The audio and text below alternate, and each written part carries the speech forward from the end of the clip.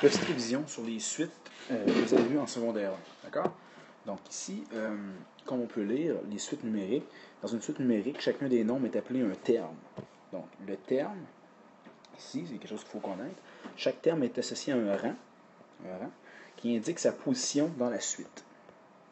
Dans une suite numérique, les termes respectent généralement une régularité. Donc la régularité, ici, si je regarde la suite qu'on a directement en dessous, la régularité, c'est plus 2, parce que chaque terme augmente de plus 2 à chacun des rangs. Plus 2, plus 2, plus 2, plus 2. Donc ça, c'est la régularité, terme très important à connaître. D'accord? Elle permet de décrire la suite et de déterminer d'autres termes, un à la suite de l'autre. On découvre cette régularité en cherchant le lien qui existe entre les termes de la suite. D'accord? Donc c'est la partie théorique. Le premier terme de cette suite-là, ici, c'est le 9. Ça, donc le rang 1. Okay? Donc le rang 1, le rang 2, le rang 3, le rang 4, le rang 5. Ici, donc on a 5 termes, un en arrière de l'autre, donc on a ça ici. Donc on pourrait trouver le sixième rang, ça serait ici logiquement 19, okay? Parce qu'on fait plus 2, après ça 21, 23, ainsi de suite. Et ça, la logique de la suite, c'est la régularité. Vous avez des exemples ici de suite arithmétique. Dans une suite arithmétique, le nombre qu'il faut additionner ou soustraire, c'est important parce que des fois on peut diminuer dans la suite. Donc la régularité peut être négative. Donc ici, on parle que le nombre qu'il faut additionner ou soustraire, c'est la régularité. Donc ici, vous avez des beaux exemples. 3 exemples de suite arithmétique. Donc la première, une régularité de plus 5. La deuxième, qui diminue. Donc de moins 8 à tous les termes. Moins 8, moins 8, moins 8. Et la dernière ici, même si la suite reste constante, donc 12, 12, 12, 12 tout le temps, bien, la régularité est quand même régulière, là, de 0. Donc il n'y a pas d'augmentation ni de diminution. Donc c'est pour ça qu'on peut catégoriser ça dans les suites qui sont arithmétiques. Ici, des exemples de suites qui sont non arithmétiques, vous les avez ici, les suites. Donc ici, plus 1, plus 2, plus 3, plus 4. Oui, il y a une logique mathématique en arrière de tout ça. Les choses dans la deuxième. Donc on double le temps, mais ce n'est pas une suite arithmétique, ce n'est pas toujours la même augmentation, c'est ça qu'il faut être capable de bien suivre. Après ça, ici, vous avez différentes manières d'exprimer une suite. On peut l'avoir comme tantôt, l'avoir de cette façon-là ici, dans un petit peu, je cherche ici. On peut l'avoir sous la forme juste des nombres. Juste des nombres, d'accord, si vous l'avez. Ou vous pouvez l'avoir, comme ça ici, on vous le montre, sous forme de table des valeurs, à votre gauche, ou sur la forme d'un graphique. Donc on exprime ici les rangs en haut. Donc, tantôt, on n'avait juste pas les rangs, on les voit. Chacun des rangs 1, 2, 3, 4, et on a les termes qui sont en dessous. Donc ici, on voit comme ça. D'accord? Ce serait un exemple pour exprimer. On peut le faire sous forme de graphique aussi. On voit que c'est une suite qui diminue plus les rangs avancent. Okay? Donc la régularité, si on peut la voir dans cette suite-là, regarde la suite, la régularité est de moins 5. Ça descend.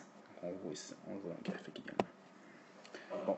La majeure partie des choses qu'il faut comprendre là-dedans, c'est vraiment la règle qui est associée à chacune des suites. Vous avez ici une suite, okay? Donc sous forme d'une table des valeurs. Donc le rang 0, elle est verticale, la table. Donc au premier rang, c'est 11. Le premier rang, c'est 11. Le deuxième, c'est 14, 17 et 20. Donc on voit qu'il y a une certaine régularité qu'on peut voir ici, c'est le plus 3. Plus 3. Plus 3. D'accord? Donc cette suite-là, par contre, ne commence pas à 0. Okay? Si ça avait été plus 3, plus 3, plus 3, on aurait dit 3, 6, 9, 12, 15, etc. comme ça. Mais cette suite-là commence à 11, 14, 17 et 20. Puis même le rang 0, normalement, on ne voit pas cette étape-là ici, mais là, on vous la montre dans ce cas-là. On commence à 8. Donc le rang 0, c'est 8. Donc, c'est pour ça qu'on va exprimer, on appelle ça l'ajustement. Okay? Lorsqu'on va regarder dans la règle, on va voir ici la régularité qu'on venait de trouver tantôt, le 3. D'accord? Et on va voir l'ajustement qui est 8, qu'on appelle, comme je disais tantôt, le rang 0. D'accord? Donc, si je regarde cette règle-là ici, 3n plus 8, ça veut dire que je peux remplacer mon n par 1, C'est comme ça, donc 3 fois 1 donne ici 3, plus 8, ça donne 11, mon premier terme, que j'avais tantôt. Premier terme ici. Après ça, mon deuxième terme, n est égal à 2. On rappelle ça. Le deuxième terme est associé au deuxième rang. Donc 3 fois 2, ça fait 6, plus 8, ça fait 14. Même chose. N est égal à 3, je peux le trouver comme ça. Donc 3 fois 3, 9, plus 8, ça fait ici 17. Et donc, ainsi de suite, on peut les trouver comme ça. Et là, on voit la certaine régularité qu'on avait tantôt. Plus 3, plus 3, plus 3. Si je regarde la ligne, ici, la table de valeurs et ainsi de suite, on a les mêmes chiffres 11, 14, 17, 20. 11, 14, 17, 20. Et là, si je veux savoir ce magnifique petit nombre ici, le plus 8, comment faire pour trouver l'ajustement? Regarde bien, je viens ici. Si ici, je faisais plus 3 dans ce sens-là pour avancer, mais pourquoi ici, je ne ferais pas, si je recule, moins 3? Donc, 11 moins 3, ça donne 8. Et c'est ça mon ajustement.